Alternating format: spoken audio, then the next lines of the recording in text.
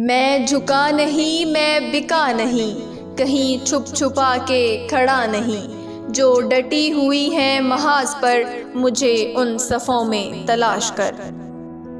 بھارتی 11 کور کا منصوبہ یہ تھا کہ 15 ڈویژن امرتسر واہگہ لاہور محور پر براستہ جی ٹی روڈ حملہ کر کے شام تک لاہور پر مکمل طور پر قابض ہو جائیں گے۔ 7 ڈویژن کھورالا برکی روڈ پر چلتے ہوئے لاہور پہنچے گا۔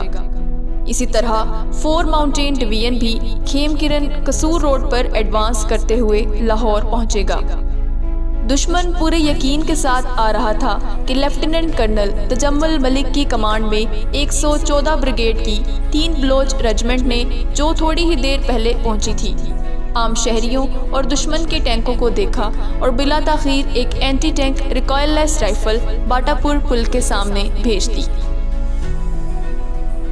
ایک بیل گاڑی جو چارے سے لدی ہوئی آ رہی تھی کہ جانوروں کو کھول کر اس کے پیچھے گن لگا دی، اور جو ہی انڈین شرمن ٹینک پل پر پہنچا تو فائر کر کے اسے آگ کے شعلوں کی نظر کر دیا۔ اس سے راستہ بھی بند ہو گیا اور پل بھی جنگ کے آخر تک بچا رہا۔ اسی طرح بھارتی فوج نے قصور پر حملہ کیا تو پاک فوج کے جوانوں نے جوانمردی سے لڑتے ہوئے دشمن کی کمر توڑ دی۔ اس دوران پاکستانی فضائیہ نے تاریخی کردار ادا کرتے ہوئے لاہور کی فضاؤں میں دو بدو جنگ میں ایک نئی تاریخ رقم کی۔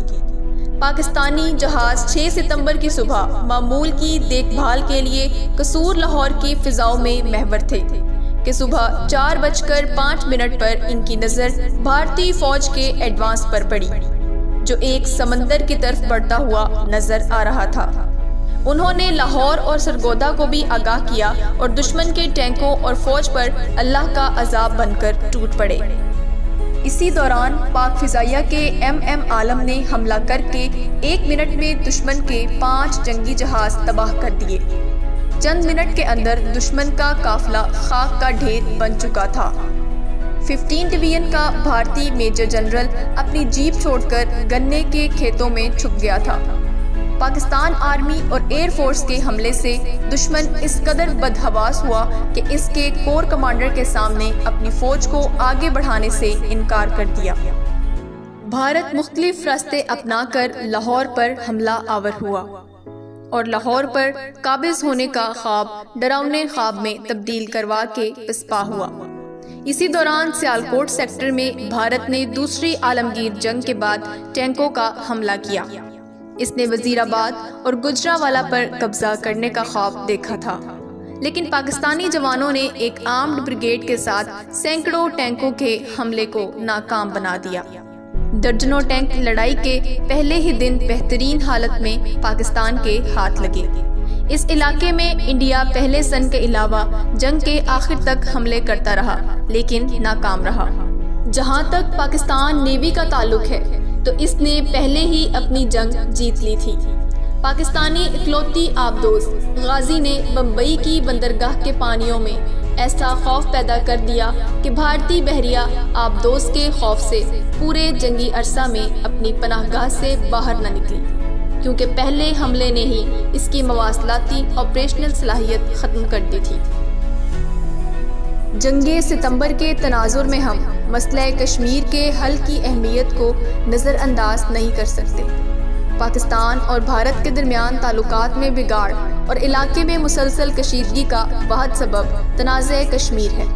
پاکستانی فوج، رینجرز، پاک فضائیہ اور پاکستانی قوم نے اپنی جانوں کے نذرانے پیش کر کے اپنے ملک پاکستان کا دفاع کیا۔ پاکستانی قوم ان شہداء کی ہمت، جرت، بہادری اور دلیری کو ہمیشہ یاد رکھے گی۔ بھارت جس پاکستان کو اپنے توسیع پسندانہ عزائم کی تکمیل کی راہ میں رکاوٹ سمجھتا ہے، وہ اسے ختم کرنے میں ہرگز کامیاب نہیں ہوگا۔ چلتا ہے خنجر تو چلے میری رگوں پر، خودی بیچ کے اپنی میں کبھی جھک نہیں سکتا۔ مٹنے کو تو یہ دنیا بھی مٹ سکتی ہے، لیکن تاریخ کے اوراق سے میں مٹ نہیں سکتا۔ پاکستان زندہ باد، پاک فوج پائندہ باد۔ Thanks for watching. Don't forget to subscribe our YouTube channel for more informative videos.